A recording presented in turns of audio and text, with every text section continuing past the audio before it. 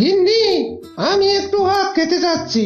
একবেলা পাহারা না দিলে আবার দেখা যাবে আখ তো দূরের কথা, আখের ছালটাও পাবো না। আচ্ছা আচ্ছা ঠিক আছে গো, দেখো কারো সাথে আবার ঝগড়া করো না যেন। তুমি তো আবার না বুঝে শুনে ঝগড়া করতে লেগে পড়ো। এরপর বিলু শিয়াল আখ খেতে যায়, আর তখনই সে হালু পাখির ছেলে ববিকে আখ খেতে দেখতে পায়। এই রে, বিলু কাকু এখন তো আমাকে আখ চোর বলে অনেক কথা শোনাবে। একটি মাত্র আখ নিয়েছি, এখন অব্দি খেয়েও সারতে পেলাম না। এই তো আজ হাতে নাতে চোর ধরে ফেলেছি, তাই তো বলি আমার আজ যায় কই। আজ তোর একদিন কি আমার একদিন। এই বলে বিল্লু শিয়াল ববিকে একটা লাঠি দিয়ে মারতে থাকে, আর ঠিক তখন সেখানে বাঘ চলে আসে। হায় হায় বিল্লু, এ তুমি কি করছো? এতটুকু ছেলেকে তুমি এভাবে মারছো কেন? বাবা, কাকু আমাকে আখ চোর ভেবে অনেক মেরেছে। বাবা বিশ্বাস করো, আমি শুধু একটি মাত্র আখই নিয়েছি, তার জন্য কাকু আমাকে এতগুলো মারলো। চোরের ছেলে তো চোরেই হবে, আমার ক্ষেতের আখ চুরি করে খাওয়া। আরে বিল্লু, আমার ছেলেটারা মাত্র একটা আখ নিয়েছে, আর তার জন্য তুই হারামজাদা। দাঁড়া, আজ তোকে মজা দেখাচ্ছি। এই বলে বাঘ আর বিল্লু শিয়াল মারামারি করতে শুরু করে, আর এদিকে বাঘিনী একটা লাঠি নিয়ে আসে। বাঘিনীর হাতে লাঠি দেখে বিল্লু শিয়াল ভয় পেয়ে সেখান থেকে পালিয়ে যায়। বাড়িতে এসে দেখে তার মেয়ে জামাই সহ তার বাড়িতে এসেছে।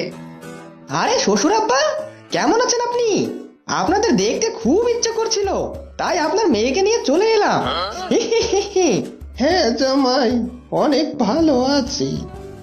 এই জামাই কি বলছে?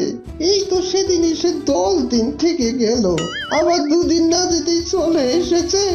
এই মেয়ে আর জামাই দেখছি আমাকে পথে বসিয়ে ছাড়বে। ঠিক জামাই, তা কি নিয়ে এসেছো? এই যে শ্বশুর আব্বা, আপনাদের জন্য মিষ্টি নিয়ে এসেছি। আপনারা তো আবার মিষ্টি খেতে খুব ভালোবাসেন। আরে মিষ্টি কোথায়? এ তো দেখছি চিনি নিয়ে এসেছো। আরে শ্বশুর আব্বা, মিষ্টি আবার কি দিয়ে তৈরি করে? এই চিনি দিয়েই তো। এই চিনি আনাটাও ভুল হয়েছে, কারণ আপনি তো আখ চাষ করে রেখেছেন। আখ থেকে তো চিনি হয়, তাই না বউ?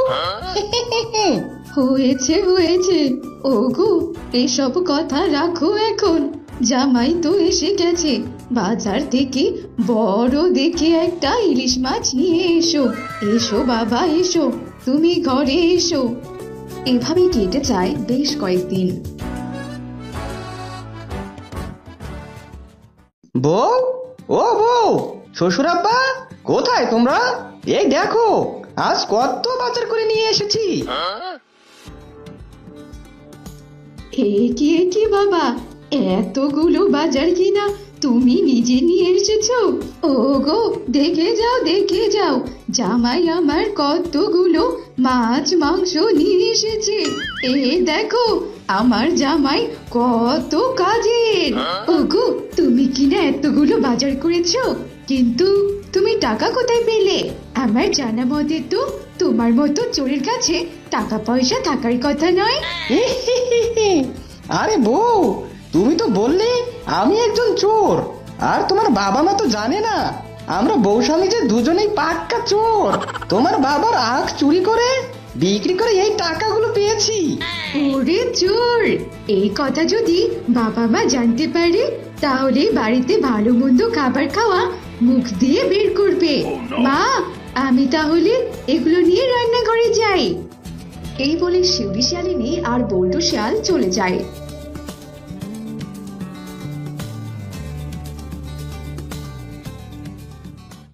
একদিন বল্টু শিয়াল রাতের আধারে আখের জমিতে যায়।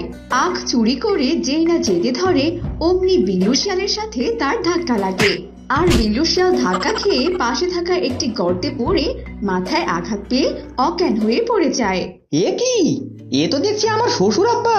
হায় হায়, আব্বা কি অজ্ঞান হয়ে গেল নাকি মরে গেল কে জানে? দেখে তো মনে হচ্ছে মরেই গেছে।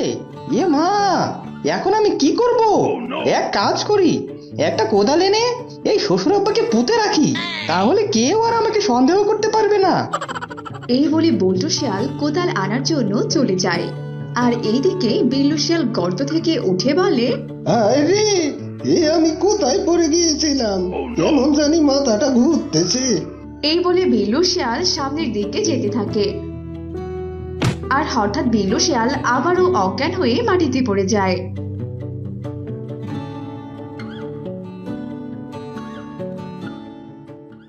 আরে আরে, কি ব্যাপার? এই গর্তেই তো আমার শ্বশুর আব্বা পড়েছিল, কিন্তু এখন কোথায় গেল? হায় হায়, এ কি সর্বনাশ হয়ে গেল! এই শ্বশুর আবার কোথায় গায়েব হয়ে গেল? আর তখনই সেখানে গোলাপি শিয়ালিনী আর শিউলি শিয়ালিনী চলে আসে। হ্যাঁ রে শিউলি, এত অন্ধকারে তোর বাবাকে তো কোথাও দেখতে পাচ্ছি না রে। এখন তোর বাবাকে কোথায় খুঁজবো বলতো? হায় হায় রে, এরা এখানে আবার কি করছে? এদের যে করেই হোক এখান থেকে তাড়াতে হবে।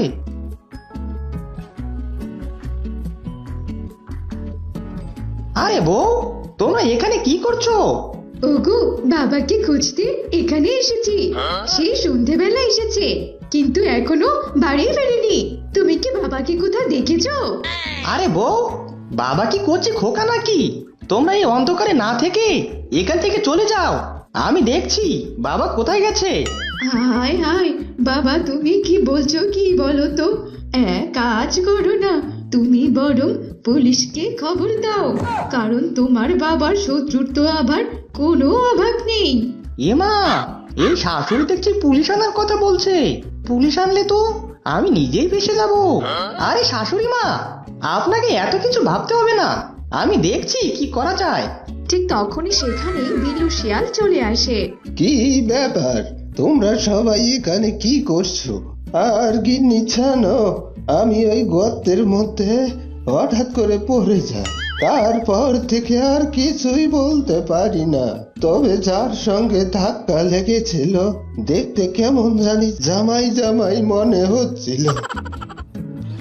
পরের দিন